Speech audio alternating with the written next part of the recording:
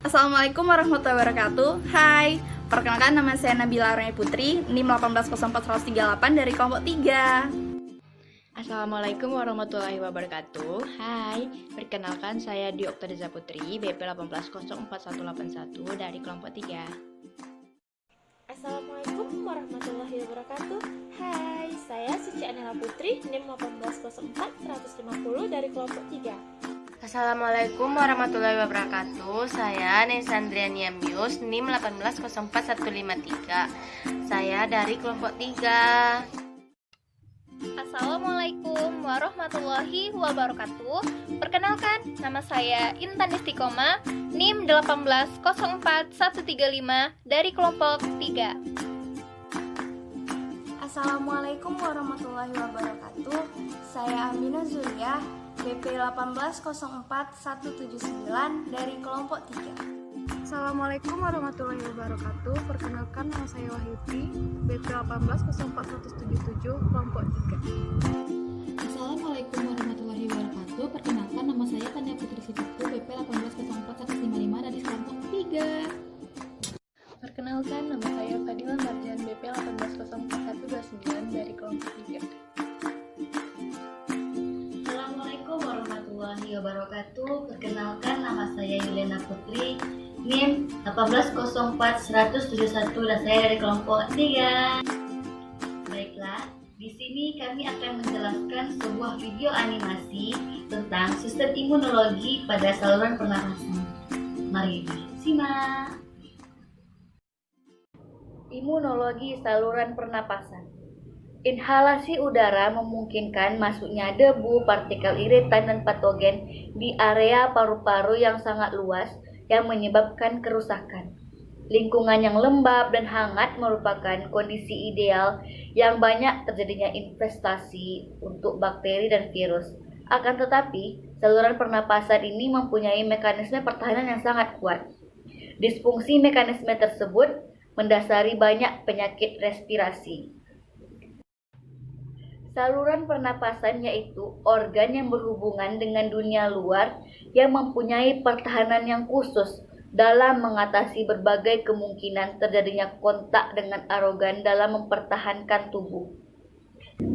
Sistem imun non-spesifik disebut non-spesifik karena tidak ditunjukkan terhadap mikroba tertentu yang merupakan pertahanan terdepan dalam menghadapi serangan berbagai mikroba dan dapat memberikan respon secara langsung. Yang pertama, pertahanan fisik ataupun mekanik. Epitel mukosa yang utuh tidak dapat ditembus kebanyakan mikroba. Epitel mukosa yang rusak akibat asap rokok akan meningkatkan resiko infeksi. Tekanan infeksi yang tinggi di paru-paru bagian atas membantu tubuh obligan aerob seperti tuberkulosis. Kedua, pertahanan biokimia lisozim melindungi tubuh terhadap berbagai kuman gram positif karena dapat menghancurkan lapisan peptidoglikan dinding bakteri. Bahan yang disekresi saluran napas seperti enzim dan antibodi berperan dalam mempertahankan secara biokimia. Berapa mekanisme pertahanan tubuh pada saluran nafas? Yang pertama, filtrasi udara pernapasan. Yang kedua, pembersihan melalui mukosiliaris. Yang ketiga, sekresi oleh humoral lokal. Dan keempat, ada fagositosis. Mari kita bahas satu persatu. Baik, yang pertama ada filtrasi udara pernapasan. Partikel debu yang masuk melalui hidung dengan cara lubang hidung dan nasofaring sebagai sawar fisik partikel lebih dari 10 mikrometer melakukan transport mukosiliar memindahkan partikel ke faring kemudian ditelan. Rongga hidung yang kaya akan anastomose arteri dan vena dapat meningkatkan suhu udara rongga hidung sampai laring melakukan 3 fungsi, yaitu udara pernapasan dihangatkan oleh permukaan konka nasalis dan septum yang luas, melembabkan udara pernapasan, dan menyaring udara pernapasan. Yang kedua, ada mukosilia mukus atau partikel yang terbungkus di dalam mukus akan digerakkan oleh silia menuju ke laring. Keberhasilan dalam mengeluarkan mukus tergantung pada kekentalan mukus, luas permukaan mukus, dan aktivitas silia. Misalnya, dengan terganggu oleh iritasi, rokok, hiposemia, dan hiperkapnia. Tubuh mempunyai mekanisme pertahanan atau transport mukosiliari untuk mencegah kuman tidak masuk ke dalam paru. Mekanisme pembersihan tersebut adalah di saluran nafas pengantar, misalnya revitalisasi saluran nafas, aliran lendir pada permukaan epitel, bakteri alamiah, kompetisi mikroba setempat, serta refleks bersin dan batuk. Mekanisme pembersihan di respiratory gas exchange airway, sekresi jalan napas dan mukus. Epitel respiratory dilapisi oleh lapisan mukus gelatinosa. Silia pada sel epitel berdenyut secara sinkron disebut transport mukosiliar. Banyak hal yang mengganggu mekanisme ini seperti peningkatan viskositas dan penebalan mukus. Transport mukosiliar menurun karena merokok, polutan, anestetik, dan infeksi. Mukus mengandung beberapa faktor yang dihasilkan oleh epitel dan sel lain yang berasal dari plasma. Antiprotease mengaktifkan alfa-1 antitripsin, menghambat aksi protease yang dilepas dari bakteri dan neutrofil yang mendegradasi protein.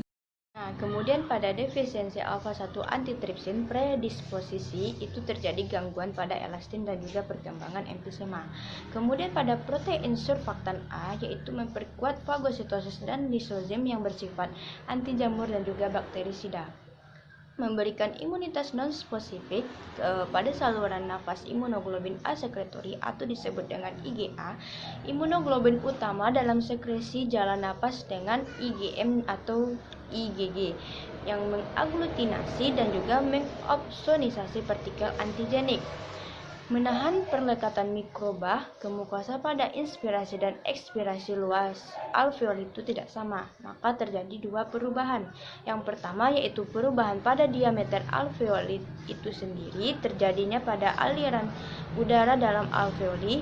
Pada ekspirasi terjadi diameter alveoli mengecil, maka akan terjadi pengurangan tekanan. Silia berasal dari sel kolumna sitoplasma yang terproyeksi ke dalam lumen tracheobronchus dan sel akan membentuk mikrofili yang mengandung fibril yang dilapisi sitoplasma sel. Pertahanan fisik dan fisiologis hidung dan nasofaring berperan sebagai sawar fisik terhadap partikel. Dalam bentuk silia dan mukus sebagai tempat perlekatan partikel atau transport mukosiliar dipindahkan ke faring kemudian ditelan. Pada laring, trakea, dan bronkus stimulator partikel iritan menyebabkan bersin dan batuk melalui bersihan mukosiliar ke mulut. Yang ketiga, sekresi humoral lokal, zat-zat yang melapisi permukaan bronkus. Lisozim dapat melisis bakteri laktoferon, suatu zat yang dapat mengikat ferum dan bersifat stereostatik interferon. Suatu protein dengan berat molekul rendah mempunyai kemampuan dalam membunuh virus. Yang keempat, fagositas atau menelan semua. Makrofag adalah fagosit mononuklear yang ditemukan di sepanjang saluran napas. Sel fagosit berperan dalam memfagositas mikroorganisme dan kemudian menghancurkannya. Makrofag yang mungkin sebagai derivat dari monosit berperan sebagai fagositer. Contohnya, respon imun terhadap mikrotuberkulosis. Tuberkulosis adalah suatu penyakit pada saluran pernafasan bawah yang disebabkan oleh infeksi bakteri Mycobacterium tuberculosis. Bakteri tersebut dapat ditransmisikan melalui butiran air yang berasal dari batuk dan dihirup orang lain, sehingga bakteri masuk dalam saluran pernafasan. Mycobacterium tuberculosis adalah spesies yang berasal dari famili Microbacteriaceae dengan karakter aerob obligat, tidak membentuk spora, tidak motil, dan juga dapat diwarnai dengan pewarnaan gram, sehingga pewarnaan pada mikrotuberkulosis bersifat khusus, yaitu pewarnaan Zell dan Nelson. Pada bakteri tersebut terdapat karakter khusus, yaitu selnya memiliki asam mikolat yang berperan dalam pertahanannya nanti. Saat bakteri berhasil ditransmisikan, MTB akan menuju saluran nafas bagian bawah. Normalnya, mikroorganisme akan terperangkap oleh mukus yang menyelubungi area saluran pernafasan. Namun, mukus tidak dapat menangkap semua bakteri yang masuk. Bakteri yang berhasil melewati mukus dan mencapai area alveolus akan ditangkap oleh das sel. yang akan menyadari bahwa bakteri tersebut bukan berasal dari tubuh, dan memfagositosis bakteri tersebut yang membentuk fagosom. Fagosom dengan bakteri tersebut akan berfungsi dengan lisosom.